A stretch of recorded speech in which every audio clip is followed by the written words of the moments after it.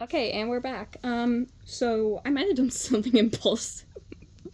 And between now and the last video, I did something very impulsive. I dyed like the tips of my hair and my eyebrows red. Anyways, I don't usually like the color red. I'm really not a big fan of it. But I did. Anyways.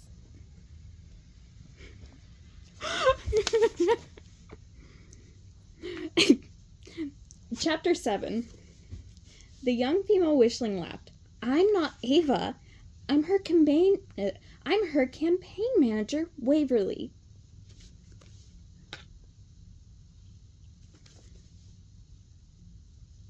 Okay. She reached into her pocket. Nice to meet you, Libby. How would you like a button? Without waiting for an answer, she pressed a flat, round object into Libby's hand. Libby looked down. It said, "Vote for Ava" on it.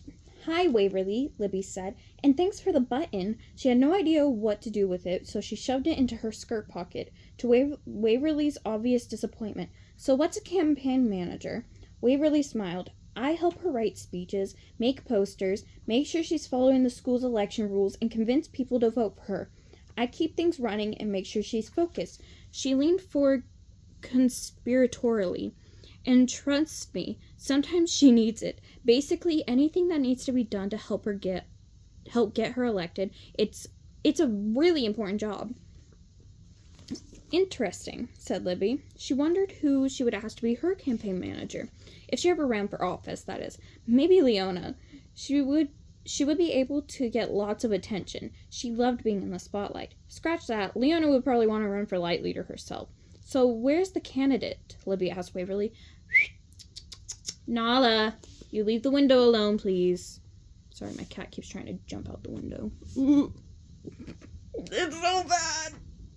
I thought it was going to be so much darker. Oh, it's so noticeable. Okay, anyways. "She's in the bathroom," said Waverly.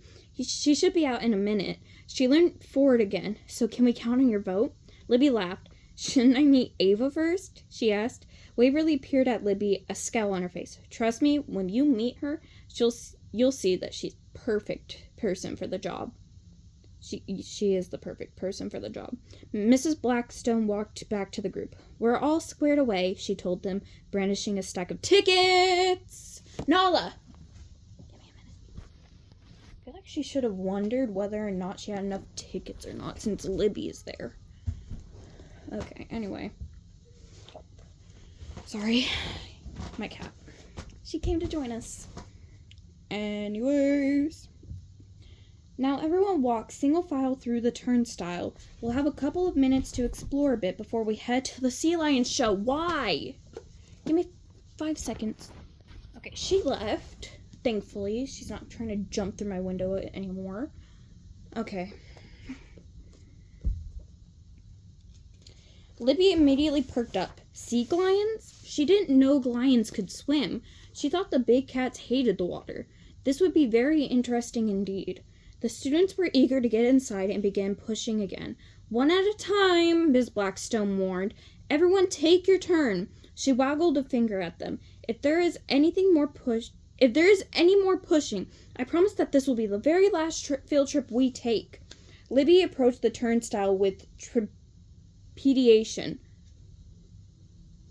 The big words are back. It looked like that metal bar was going to hurt when she banged into it, but it moved down and out of her way easily, and the next bar popped up behind her. She stood to the side to watch the other students go through. What a fun machine! She had never seen anything like it before.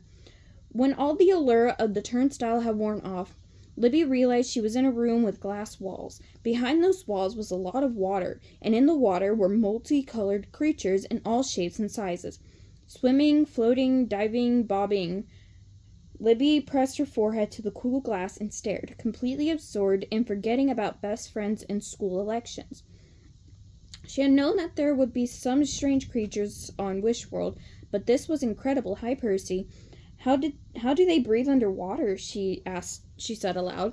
Aiden, who happened to be standing next to her, laughed. "You're kidding, right? Fish have gills, dummy." Oh my god, why are you all so interested in my window? Of course I'm kidding, said Libby, slapping Aiden on the back a little too hard. So those were fish, she realized. She realized she should stop asking questions that compromise her identity.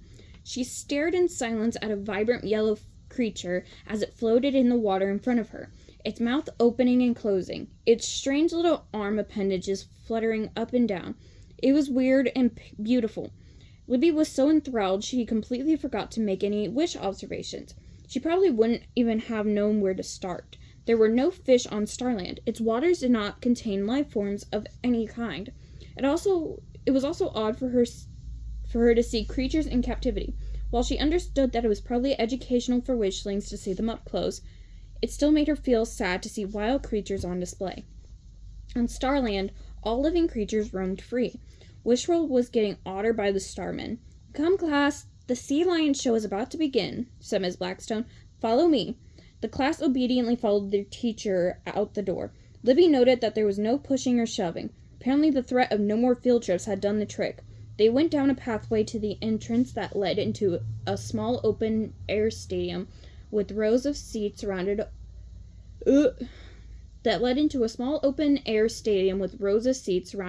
surrounding a pool with a platform in the middle. Libby found herself in the first row, sitting next to Waverly. Even though it was the time of letting go, once she was seated, she discovered that it was warm in the sunlight. Libby removed her jacket. Cute outfit, said Waverly appreciatively. Libby smiled. She and Lady Stella had done a good job. Hi, Nala. Hey, could you scooch over? Waverly asked. I want to save Ava a seat. Good idea, said Libby. She wasn't quite sure what scooching was, but she moved over so that there was room between them. Waverly looked satisfied, so Libby assumed she had done the correct thing. While Libby waited, she stared at the platform, waiting for the lions to appear. Lions were sweet and gentle, large creatures with multicolored shimmering manes of hair around their faces and long tufted tails. Then she thought she saw out of the corner of her eye something moving quickly through the water right in front of her, and stared. And started?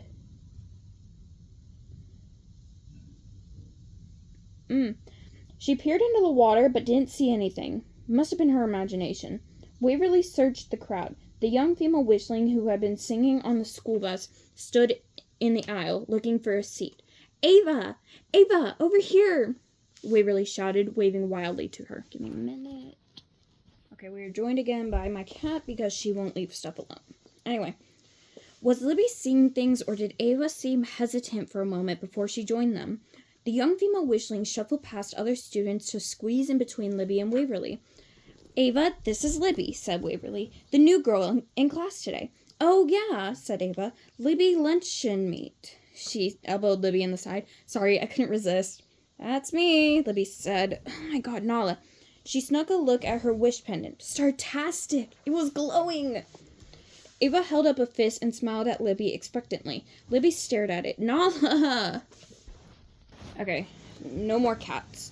I'm so tired of the rain. It makes my hair look so bad. Okay, anyway.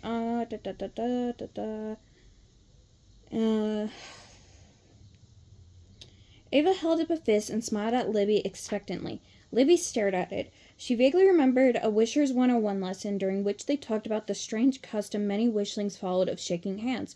So Libby grabbed Ava's fist and shook it. It felt awkward, and Ava confirmed that by laughing. Very formal, she said. Pleased to meet you, madame. Libby realized she had made a mistake. She made a quick note. Mission 2. Wish World Observation Number 3. Figure out mysterious wishling greeting involving raised fists. So, do we have your vote? Waverly asked excitedly. Give her a break, Waverly, Ava said, crossing her arms tightly. We're on a class trip, for goodness sake. The two girls gave each other pointed looks. Is something wrong? Asked Libby. Her pulse quickened. Maybe that was a clue. Nothing's wrong, said Waverly quickly. Why would you say that? The campaign is going great. She narrowed her eyes. Are you from the school newspaper? Ava laughed. She put her hands to the sides of her mouth. Extra, extra, read all about it, she called. Breaking election news! Excuse me, said a classmate, and they stood to let her pass Oh, wait, no. Excuse me, said a classmate, and they stood to let her pass by. Libby took the opportunity to turn to Ava. So nothing's wrong? She asked softly. Ava glanced quickly at Waverly, who was looking the other way. Nothing's wrong, really. Well, actually, her voice trailed off. Tell me, said Libby, leaning forward eagerly. Well, actually, if you want to know, I was just thinking that I wish I could win. Hello, ladies and gentlemen, boys and girls, and welcome to Applewood Aquarium, a voice boomed. Ava snapped to attention, her unfinished wish dangling in front of Libby, but Libby grinned. You wish you could win the class election, she thought, finishing Ava's sentence. The election was 2 days away. She snuck a look at her countdown clock. 48 hours to go. That was 2 days exactly. That sealed the deal. Libby sat back in her seat with a smile on her face. The pendant had been glowing. She had figured out the wish. Now she had to figure out how she was going to make it come true. But that would have to wait. Right now, Libby was going to enjoy the Sea Lion show.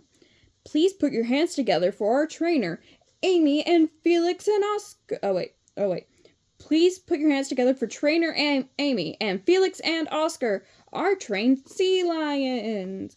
Libby and the rest of the students cheered and applauded.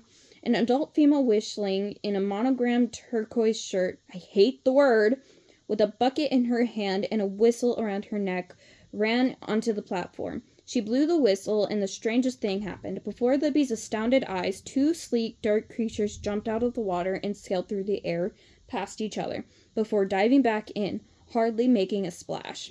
My stars! Libby cried. What was that? Some kind of fish? Waverly gave her a look. This is a sea lion show. What did you think they are? Oh, said Libby, still confused. She sat back and took it all in. It turned out that Felix and Oscar were California sea lions, a type of marine mammal related to other creatures called seals and walruses. Oh, that seemed to make sense to everyone else, so Libby nodded along with the crowd. They were smart, they were great swimmers, and they loved to eat fish. In fact, trainer Amy had a bucketful for them. The sea lions could each eat 35 pounds of fish a day. This was a little tough for Libby to hear, as she had been introduced to fish just moments before and was quite charmed by them. Plus, all living creatures on Starland, starlings and animals alike, were vegetarians, so she had never seen a carnivore before in her life. She looked away as the adorable sea lions wolfed down fish after fish. The audience learned that the seals were actually furry, even though they looked rubbery. They had excellent senses of hearing and smell, and special reflecting eyes that helped them see better in the dark ocean. They had a layer of blubber under their skin to help keep them warm in the cold water. They could dive up to 600 feet and spend 10 to 20 minutes underwater without needing to take a breath. And the things they could do. The tricks amazed Libby. She watched as they jumped out of the water with ease and did somersaults in the air. Libby clapped with delight as Oscar balanced a large striped ball on his nose, then tossed it over to Felix, who caught it effortlessly and jumped into the water, and started swimming, never dropping it. They could stand on their front flippers and bend their tails to touch their noses. They leapt through a series of hoops, then jumped out of the water, slid neatly across the platform, and climbed up to their perches. Libby cheered along with the crowd. Oscar clapped along to the music as Felix swam quickly around the pool. Then Oscar dove in to join him in matching double backflips to end the show. Splash! Everyone in the first 2 rows got sprayed in the face. Libby groaned along with the others and grimaced. But truthfully, she was kind of delighted. Once they had slowly made their way out of the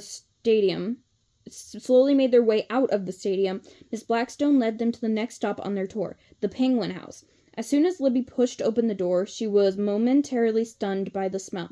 The warm, moist, stinky air made her eyes water. Leaping starberries, she muttered to herself. That's nasty. As she made her way to the front of the dark room, she found herself face to face with another glass wall. When she saw what was behind the glass, she forgot about the stench, for in front of her were the funniest creatures she had ever seen in her life. black and white with pointy beaks, beady eyes, and stubby wings that held out from their sides as they moved around on the rocks above a pool of water.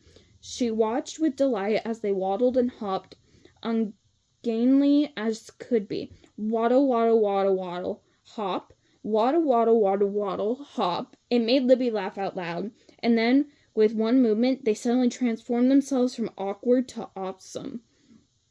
They dove into the water and began to zoom around with seamlessly reckless speed. Yet they never bumped into each other. She found herself switching her attention back and forth between the adorably ungainly penguins on the top half of the exhibit and the graceful swimmers on the bottom.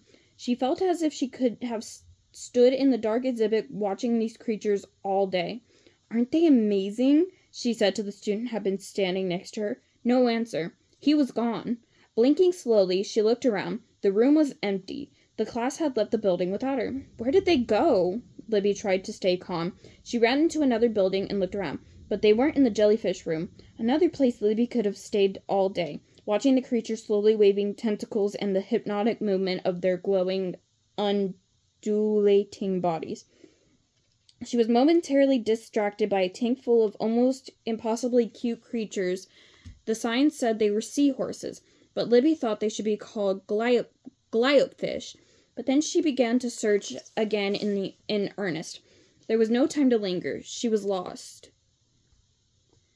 Finally, to Libby's immense relief, an adult female wishling appeared wearing a turquoise shirt and a whistle around her neck. An adult wishling wearing a turquoise shirt and a whistle around her neck approached her. It was Trainer Amy. "You look lost," she told Libby. "You're part of that school tour, aren't you?" "I hate the word turquoise. I hate it, I hate it, I hate it. I hate saying it. I don't hate the actual word itself. I just don't like saying the word because it's, difficult." Oh my god, my hair. Libby nodded. "Your class is at the touch tank," Trainer Amy said. "I'll take you there." With a sigh of relief, Livy, this isn't Winx Club. Libby followed obediently behind her, but Trainer Amy stopped for a moment. "Do you smell vanilla cupcakes?" she asked, sniffing the air. Libby smiled and shrugged. Libby was happy to find her class and a little put off that no one seemed to have missed her. But she forgot everything as soon as she saw the touch tank.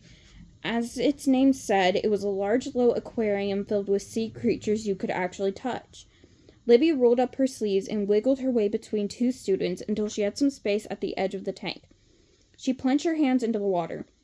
Luckily, there was a guide who explained what everything was, because it was new to Libby.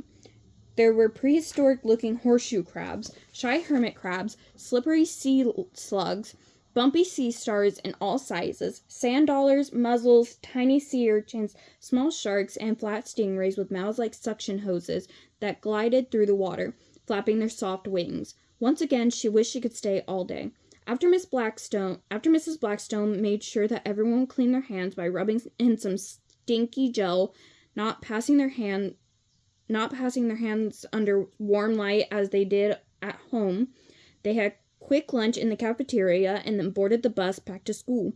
On the plus side, Libby had ordered something called a grilled cheese on rye and rather enjoyed it. On the minus side, she had just missed grabbing a seat next to Ava at lunch. She was hoping to sit next to her on the ride home, but to her dismay, Waverly beat her to it. Waverly was deep in conversation with Ava, who was listening with a slightly distracted look on her face.